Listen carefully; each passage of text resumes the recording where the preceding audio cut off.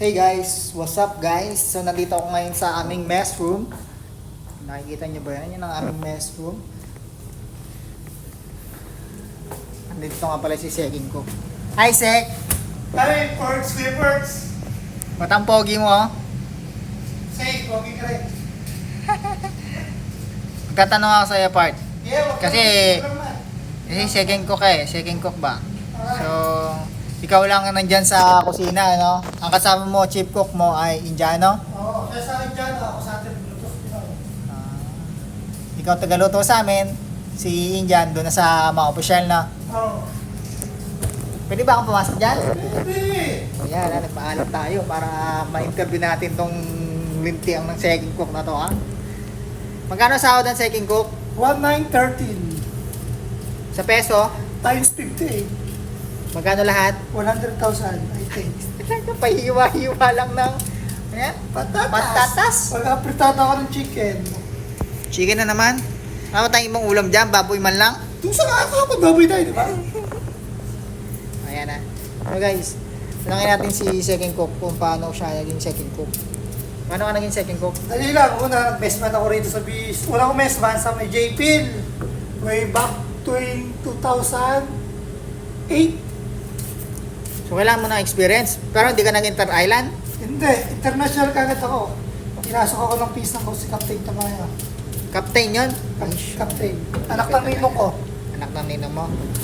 Tapos, sumakay ako ng magsaysay sa Princess Cruises, Ruby Princess. Sa Gali din. Sa kontrata lang.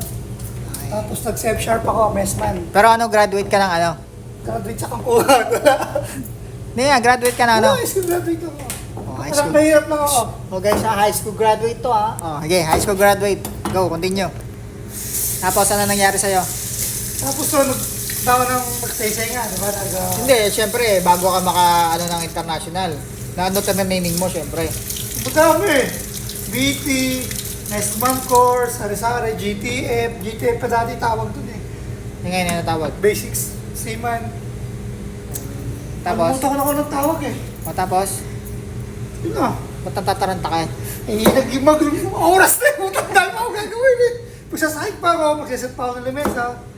Tapos, Alam mo naman, ako lang mag-isa. okay, pagkatapos sa, magsaysay, Nag-safe sharp din ako, messman din, mga 3 sakay.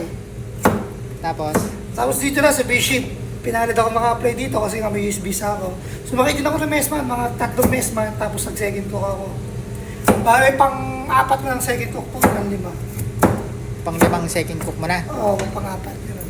So, yan ha. So, yun ha. Ano yung masasabi mo sa mga gustong ano dito, yung mga tag doon, yung mga magluluto ba? Para sa akin, mahalin nyo lang yung trabaho nyo. Do your best. Makisama ng maayos. Dapat lagi ka mahinahon sa lahat ng oras. Papairalin yung init ng ulo natin.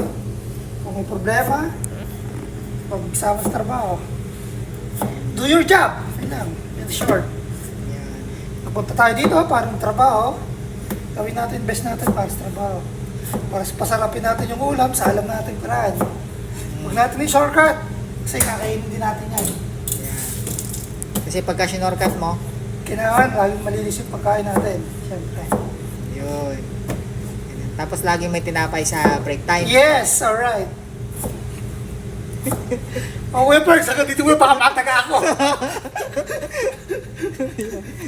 Ayan guys, yun yung mga gusto mag second cook. Tandaan Basta nyo lang yung mga laksan sinabi nyo na yung niya. love nyo. Una yung Diyos, magdasal-dasal muna. Pray first before anything else. Eto, paano na lang kung hindi ka nakasakay ng barko? Ano ka ngayon? Siguro, hindi ko alam kasi hindi mo nakatapos ng college. Hindi. Dati tatrabaho ako sa Jollibee McDo. Ano ako, dining crew. Talagang masipag ako magtrabaho, hindi ko busy magtatabay. So, kumbaga may mga experience ka na sa Oh, mga... Jollibee, Chowking, McDo. Sa atin yung experience. Kaya pala napakasarap mo mag-spaghetti saka nung manok, no? Siyempre! Parang lasang Jollibee. Yan ang aming second cook. Ano totoong pangalan, part? James Benedict T. Palo, I live in Natagtaal, Batangas. Sino siya shoutout mo? Kamustahin mo yung anak mo dun sa Pilipinas? Shout out. Yun nga pala, si Kuya Jason, no? Alright! Alright, yan ang 8. Nalaglag ito. Nalaglag pa nga. Ayan. So ngayon, yan. Ang aming second cook ha. Kasi si chip cook. Aming chip cook. From India. Chip cook for Indian. Say hi, say hi. Say hi to Philippines. Hi Philippines. Ayan, masyado siyang masungit. Seryoso. So ayan ha. Babalat lang to ng Grabe naman balat mo, lalaki naman ang hiwa mo. Mas maliliit yan. Ay, ano na yan, madudurog na yan pag nilaitan mo. Ginigilig na yun. So ilan taon ka na pala ngayon? Ako, 37 ako. That I'm looking 30. Tandaan mo na pala.